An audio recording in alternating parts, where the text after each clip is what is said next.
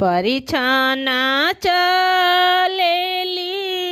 सासु सुनैना रघुनंदन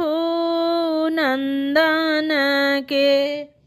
परिछाना चलेली सासु सुनैना रघुनंदन के।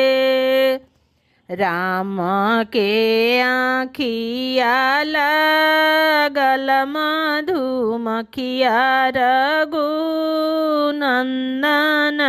के।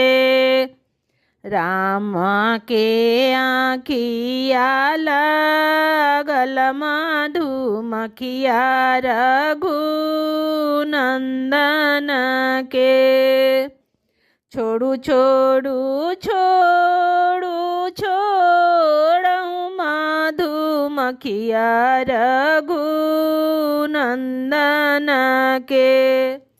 छोड़ू छोड़ू छोड़ू छोड़ऊ मधुमक्खिया रघुनंदन के। सासू के नाए ना जुड़ैले परिछली रघुनंदन के। सासू के हृदया जुड़ैहे परिछिए रघुनंदन के।